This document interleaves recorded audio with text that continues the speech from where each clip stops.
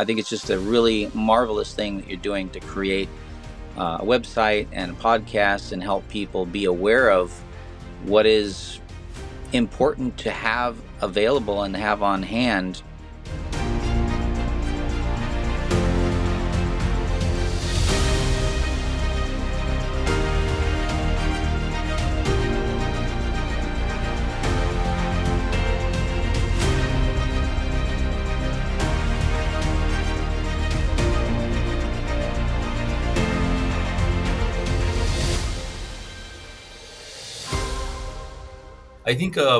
I think a lot of people are used to the city and they're almost afraid of if there's a big disaster in the city. Well, I gotta now go hide and go run away in the forest. How am I gonna survive? And it sounds to me like there shouldn't be nothing to be afraid of.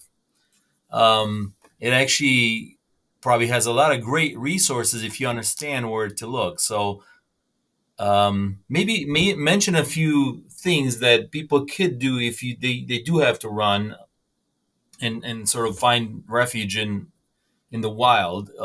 Sounds like you really know a lot about that, and you mentioned it. So I want to share, even though I lived in the wilderness and in the forest, I actually spent a lot of time now in the city. I went to New York when I was 18 and I worked back there. And so I bought a Camaro. I learned the streets and to drive and be in the city. And then I spent the last 20 years, a lot of it in Manila, which is like 25 plus million people, one of the biggest cities, most congested, highly densely populated areas. And it always, it's like, I look back in my mind, like, how could this happen? I couldn't stand going to a city with 30,000 people because I felt so lost and I feel so comfortable in the wilderness. But I, I learned how to survive in the city as well. And so I have some experience in a lot, China, Beijing, Hong Kong, Singapore, a lot of these cities, they're really big. I come back to San Francisco, Honolulu, and they're just like little towns now to me. So obviously my first, love is the forest. I feel the safest there and I don't have any fear of the animals. Those are just a lot of that is all from movies. People are afraid of things that aren't really something to be afraid of, and it's because of watching movies. So, and you got to trust in God and everything is really something I like to follow. But when it comes to survival, when there's people around, I've always found it great to embrace people and show genuine love, and that has gotten me a long ways when you are in an area where it's congested and there's people. And so I'm trying to answer this question properly and make sense of it. Obviously, not everybody is going to be able to run to the wilderness like you're saying. I was looking at, I don't know if you've ever read Isaiah 5, verse 8 in the Bible, where it talks about woe. The Bible often uses that word to those that live house to house or field to field. Obviously, it's not the ideal situation, but clearly people are going to be in the cities and there's going to be things happening that are outside of our control, whether it's a natural disaster, whether it's man-made wars or whatever. We need to know how to prepare. And I'm so grateful that we have people like you guys, Daniel and David, who I have known for a while, and now that I've met you. It says Emmanuel on your screen, but are you a Daniel as well? yes, That's what I had thought. So I just wanted to clarify which one I was referring. yeah, Both of no, the Daniel, Daniels. you got it right. I'm Daniel too. Yeah, Yeah. both of all of you, all three of you. I think it's just a really marvelous thing that you're doing to create a website and a podcast and help people be aware of what is important to have available and have on hand. God does his part, but humans have a brain and can do their part too. And we can't just expect God to do everything without us doing our part. Throughout the Bible, there's lots of examples of how we as humans need to be diligent and prepare for what's ahead. And we know, as Jesus said when he went to heaven, that before he comes, there's going to be calamities and wars and pestilence and so we know it's coming and we know it's already happened. I've seen it happen. And so, looking back in some of the experiences that I've shared on this, whether it's the Philippines, so many people perished. Those that survived the storm, they perished because they didn't have food and water on hand. So I think food and water and the ability to stay out of the elements, even though it was the Philippines, it rained, there was a low pressure for a long time, and they got hypothermia. Even though it's in a tropical country where the seawater is 92 degrees in some areas, your body has to be 98.6 Fahrenheit, in that range, and you can get hypothermia even in tropical countries. So having your proper blankets and things like that. There's some really nice modern materials, but if you don't have that, the best is what God made on the bear or the sheep, or if you have to use the animal skins, that's what our Native Americans did, and they work the best, in my opinion. Again, I wanted to touch base just one more for my own knowledge. Even Okay. it sounded to me as a it's hard to kind of go in through all the details. That hey, if you do have to survive out in the wild, like what you can and cannot do. But it sounded to me like you were saying there's a basic rule that basically if it's green, most likely you can probably eat it. It's not common knowledge. Right. Uh, Bark, you mentioned bark, and so I don't know if you can. Is there a broad rule you can share with the Well, audience? first I'd tell people, when it comes to like wild carrots, they're delicious, but hemlock is so close to carrot. That's one of the species of plants you want to be very careful about.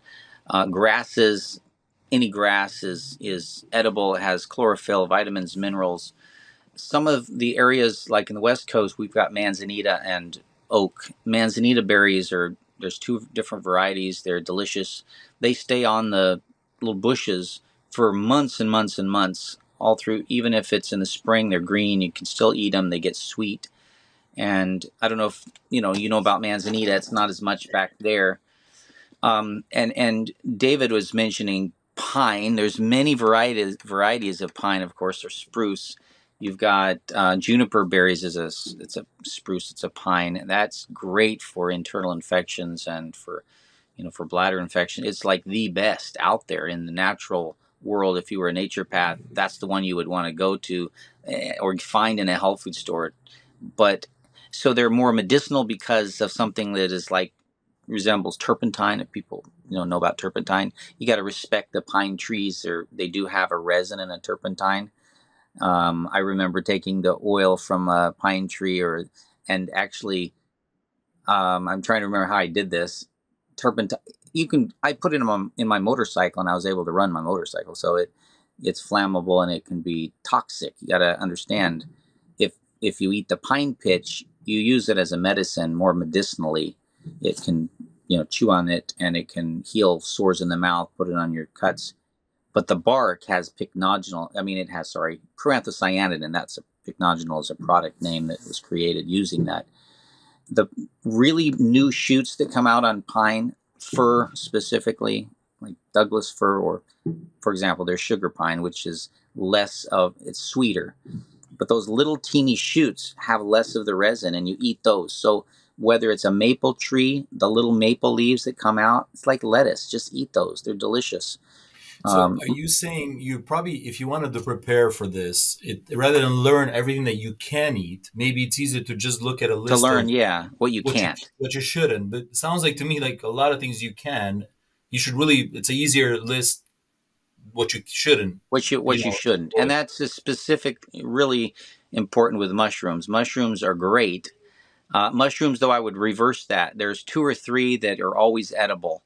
It's like shaggy manes or morel. Those are very easy to spot or identify, and they're always edible. So the majority of mushrooms aren't edible, but the majority of leafy plants out there are edible.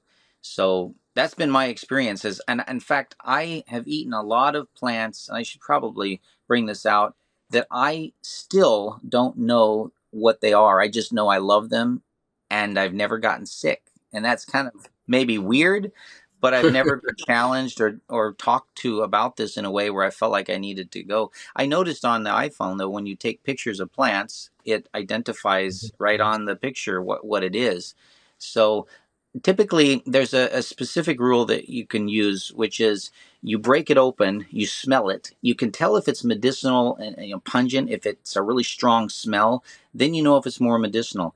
Then you can put it in your mouth and chew it a little bit and see what the reaction is. But if it's a really mild flavor and it tastes good, I believe that, and this is just my personal, opinion. I don't want to say this is, I'm not the authority on this, but when something it tastes good, God must have knowledge that humans are going to want to eat that. Like miner's lettuce just tastes delicious and it grows all over the place, and it's not in the lettuce family. It's a round leaf that with a stem that comes up, but talk about delicious. Now, I guess you'd have to be like me that that's all you've eaten.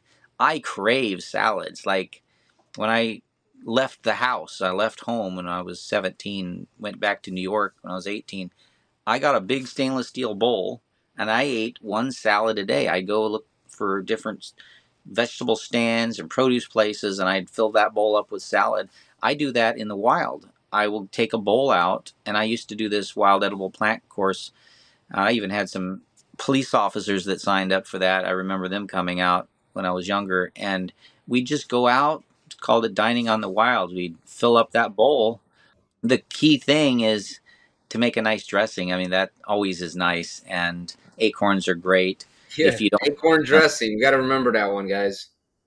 and Yeah. you just blend that up. And my brother-in-law laughs a lot. I mean, he makes a joke out of this. When he came back to, I was in Connecticut pruning trees, and he visited me and with his sister and dad, and he still talks about it. He's like, I went to visit Steve, and he all he fed us was salad, but he didn't have dressing, he didn't have nuts, so he blended up the salad and he poured it over, and that was his dressing. And that's what I did. I put the salad in the blender, I blended it, and then I poured that over the salad, and then it just Like, makes it's it awesome. juicy and delicious. But So it's it's it's like, true salad dressing. so when I eat cooked food and heavy food, I feel a little bit heavy and less energetic. When I eat live foods and fresh foods, especially leaves, I feel like I'm on top of the world. I just feel light and energetic. And there are some people like Christina, she wrote this book Fully Raw. That's what she's done for 20 some years now, only raw, and she is super healthy. There's a lady, the couple have been married.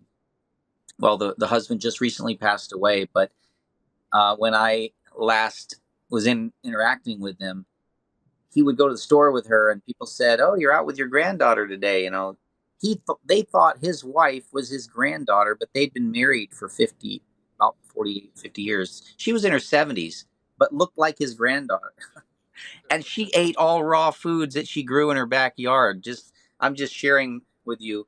If you really want to have optimum health, that's great. So in a survival situation, it's really neat to know. And if you study, I was in a health food store last night and I saw all over the products Dr. John Christopher's face and picture, and he traveled around helping people with their health with a little shovel. And it wasn't that he was going to gardens; he was looking in their backyard, what was actually growing in their backyard. He was gathering that as their food and their medicine. So it's pretty neat when I go to certain, like back east and you're in Ohio and those areas. There's so much growing in the backyards that's edible. From the plantain, dandelion, super rich in nutrients. So I I think would this be is a great curious. way Go ahead. into urban areas, but thank you so much for clarifying that. Yeah, Yeah, I was gonna say I can't wait for you to if you are coming, in this area to go to through the woods down south where we're at, with our cabin, and kind of see what is actually there that we could actually eat if we went on a walk. Like you just yeah, walk with us and then like say, okay, we could get some of this, some of that.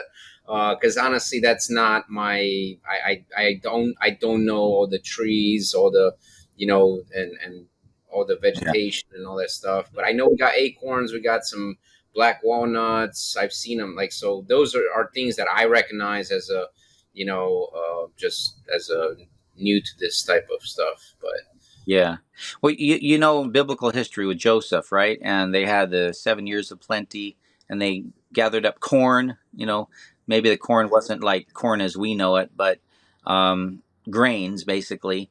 And then they had 7 years of famine, and they were living off those grains. Our family, wherever in country land that I go, I always have an underground area, so there's a maintained temperature. You can use the earth to have your underground area, so you can have a temperature that's fairly regular. Yeah. And if you get 5-gallon buckets, modern technology, we're talking about the cities now and the urban areas and not out into the wilderness. If we want to be prepared, those buckets seal up really nicely.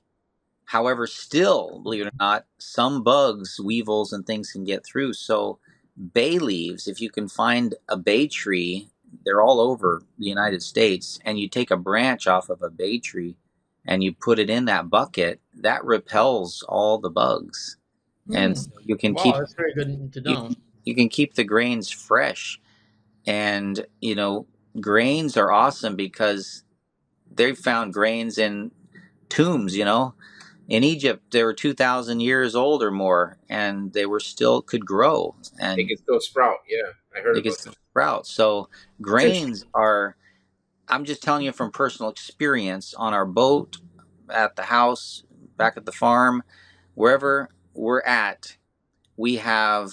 I don't have any stress about where am I going to get the food because I have my secret stash of grains, beans, and rice, and different kinds of grains. And there's so many grains out there that people don't know about besides quinoa and some of the modern ones that have surfaced. There's triticale and there's buckwheat and there's crosses between wheat and barley that you can get across. And So are yeah, you saying you try to store these somewhere underground, or and then my other question is, I mean, how soon is this just like a starter? Because I assume you don't have a high volume. This is a starter, so you can continue if something did happen. Is that what I'm understanding? my dad always said we need at least 2 years worth of food for our family laid aside. So I remember going back up to the wilderness property when I started my family in '93, and we had our son Brendan. I didn't have any food, we didn't have any work, but my dad had stored so much food up. This food was probably 20 years old, some of it, and it was still delicious, and we were eating it. And it was in a food storage underground. He dug an area out with a backhoe and used cinder blocks, cement blocks. He even milled the lumber for the ceiling, and he filled it with sawdust and then built a little house on top of that, a little office. So it was well insulated and way back into the bank. I tell people now use a shipping container, 20-foot container is fine. Put it back in the ground. But also I have 55-gallon plastic things with a lid that you can easily bury in the ground, and you That's can what we fill got here. those. So you can put your food not loose, don't just pour it in, but have that as your outer shell, and then you can have smaller buckets and you lower those in, and so you have multiple layers, and you have your bay leaves, and you seal that up so that when you come back to it, it's ready to cook and So you're use. saying there's a bigger container and sort of inside of that have smaller containers. Yeah, that's what we do because you can reach down and you can grab. You can get the smaller buckets or even the 5-gallon. Depends on, like, my dad always liked to help a lot of people, so it wasn't just our family. We would have people coming from all over to learn these things. Our country property wilderness was consisted of, like I mentioned, 97 or 100 acres approximately. But he had put in a sawmill. We milled our own lumber with a Volkswagen engine sawmill. He had bought old printing presses, so he published a magazine that would be circulated, and he would share knowledge on country living. And it was he even started a school called Green Mountain Christian School. And as we would travel around the United States and meet families that didn't like the school systems, they were sending their kids to a private school, and people had, so it was a it was a big operation. He bought a military auction, a Quonset hut that was really thick steel arch, and it was not put underground like it was kind of originally designed for. It was above ground, put in cement on either sides, and it was about 75 feet long, and he built a loft. He didn't realize that loft, it would get so hot in the sun, but we would take our fruit and put it out on trays separated by blocks with a fan, and that ended up being our drying room. So no sun exposure to drying the fruit, which can damage it, but it was so hot. We dried this fruit and we filled the 5 gallon buckets with, we would have maybe 55 gallon buckets of dried fruit. And if being from Romania, you take dried fruit, you put water with it, blend it, and reconstitute it, and put it on your toast. Speaking of toast, we would make bread and dry our bread on those trays and make zwieback, we call it, and we'd put it in the bucket. So we'd open up, we'd have the zwieback, we'd put the fruit sauce. I mean, the food was so delicious. I remember growing up with all these flavors, and it was awesome. Especially the peaches and So you're apricots. saying these are stored like for longer periods So that you when can you dry the fruit, it takes out the moisture. It can last for years and years and years. And it's like it just even repels things naturally without even having it packaged sometimes. But having it in a bucket sealed up again with bay leaves, it was really neat to be able to just open that up, and there you go. You've got dried fruit. Now, we dried it.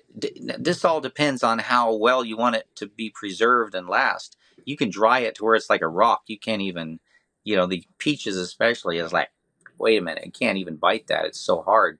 But when you put it in water, it soaks back up, and then you put that in a blender and make a puree. If you don't have a blender, I mean, that's modern technology. You just eat it, just eat it like a reconstituted fruit. And that's nutrition. So you're getting what you need to live, to survive. Yeah. So we never were hungry. We always had plenty of food, and it was always coming out of our garden, the cornfields. We'd go to the fields to, cut the corn off and then sometimes dry it, but usually put it in a canning jar. And we had lots of canned food. We canned a lot of food.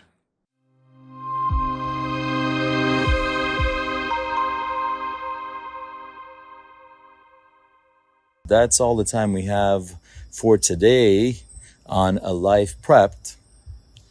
However, remember, whether you're a seasoned prepper or just getting started, Life Prepped is here to help you be prepared for anything in any emergency. For more tips, tricks, and expert advice, head on over to our website at lifeprep.com. Also, please don't forget to subscribe to our social media channels. We'd really love to hear your thoughts on today's episode. Also, join the conversation or continue the conversation using the hashtag LifePrepped. Till next time, have a great day.